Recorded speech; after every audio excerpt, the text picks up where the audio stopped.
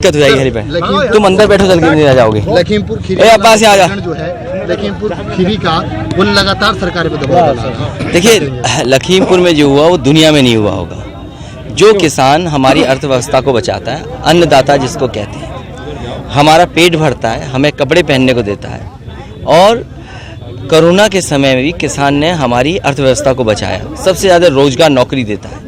उसके बाद उसके साथ ऐसा व्यवहार, कभी आतंकवादी कहना, कभी अपमानित कहना कि मवाली कह देना, और फिर आज जब गाड़ी से कुचल दिया गया हो किसानों को, और जिम्मेदार कौन है? गृह राज्य मंत्री। उनके बेटे पे आरोप है, बेटा तो अब जेल चला गया, लेकिन जिस तरीके से गृह राज्य मंत्री हैं वो हस्तक्षेप करेंगे कानून व्यवस्था को लेकर के और कार्रवाई को लेकर के। सर, योगी जी सवाल उठा रहे हैं कि अखिलेश जी तो 12 बजे सोकर उठते थे, वो क्या मीटिंग करेंगे? वो तो ऑस्ट्रेलिया उन्हें अच्छा लगता है, वो ऑस्ट्रेलिया जाएं। आप उन्हें आज जिस समय लैंडिंग हुई है हेलीकॉप्टर की, वो टाइम लिख करके भेज देना, तो वो खुद समझ जाएंगे कि हम कितने बजे उठे होंगे। सवाल उठने का, उठाने का नहीं है। सवाल ये है कि उत्तर प्रदेश के किसानों की आय दोगुनी होगी कि नहीं होगी, गन्ने का बकाया भुगतान होगा कि नहीं होगा, नौजवानों को नौकरी रोजगार ज़्यादा मिलेंगे कि नहीं मिलेंगे। ये बड़े सवाल हैं। इन सवालों का जवाब सरकार को देना चाहिए। और आज उत्तर प्रदेश के सामने संकट इस बात का भी है कि कौन भरोसा करे सरकार पे। कोई गाड़ी से कुचल देगा, अभी तो किसान कुचला है, कानून व्यवस्था कुचली गई है, बाद में हो सकता है ये संविधान कुचल दें। सर, जैसे 2022 है, तमाम आपकी रैलियां जारी हैं, तो किसानों का कितना समर्थन आपको मिल रहा है और क्या रणनीति आगे की? इस बार उत्तर प्रदेश से भारतीय जनता पार्टी का किसान सफाया कर देंगे।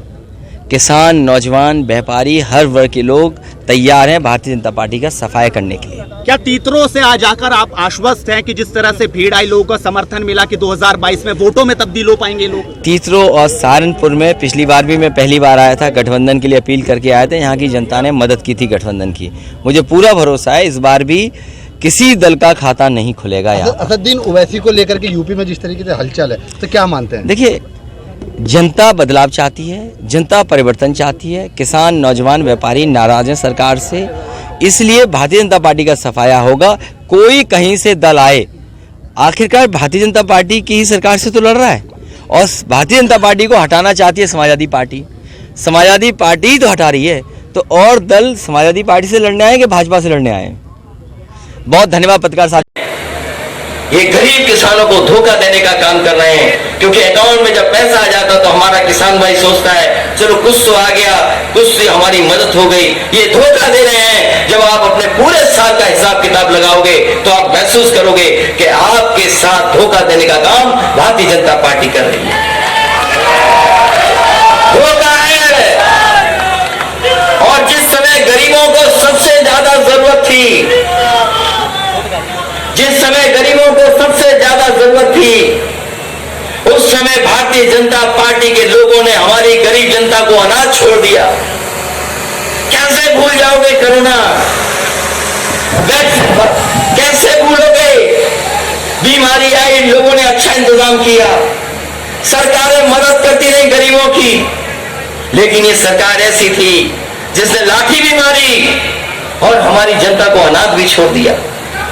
न जाने कितने लोगों की जान चली गई, न दवाई दे पाए, न अस्पताल में बेड दे पाए, और न ही ऑक्सीजन का सिलेंडर दे पाए। लोग अपने आप भागते रहे। कोई सिलेंडर के लिए भाग रहा था, कोई अस्पताल में भर्ती कराने के लिए भाग रहा था, कोई लाइन लगा करके अस्पतालों में दवाई के लिए भाग रहा था। इस भारतीय जनता पार्टी ने गरीबों को अनाज छोड़ने का काम किया। न जाने कितने लोगों की जान चली गई। संगठनों के पदाधिकारीगण हैं और इस सभा में मौजूद मेरे सभी सम्मानित समाजवादी सैनिकों, वास्तव में आप सबका ये जोश निश्चित रूप से इस बात को प्रदर्शित करता है कि 2022 में समाजवादी पार्टी के मुखिया आदरणीय अखिलेश यादव जी मुख्यमंत्री बनने वाले हैं। इस जोश को हम किस तरह से चैनलाइज कर सकें? वर्तमान सरकार ने जो मुंहतोड़ महंगाई जिस तरह से करने का काम किया है, डीजल 2014 में 57 रुपए था, वो डीजल आज जिस तरह से 100 रुपए को भी पार करने का काम कर गया, और उस सब के बावजूद इनके कान में जू रेंगने का काम नहीं हो रहा। रसोई गैस की तमाम सब्सिडी खत्म करने की बात कर दी गई, और महंगाई को चरम सीमा पर बैठाकर आम आदमी की आमदनी घटी है, जेब पर खर्चा बढ़ा है, और उसके आधार पर उसे अपनी बुनियादी जरूरतों को भी करना मुश्किल हो रहा है। ये नौजवान तड़प रहा है। बेरोजगारी से 40 साल में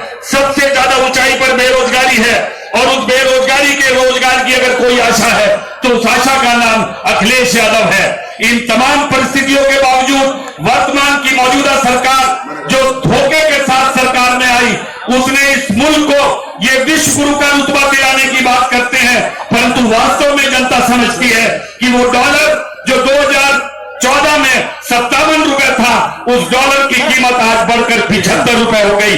हमारे पड़ोस में जो हमारा पड़ोसी मुल्क था बांग्लादेश है, बांग्लादेश का टका जो रुपए से नीचे चलता था, उस 1 टके की कीमत 1 रुपए 16 पैसे हो गई।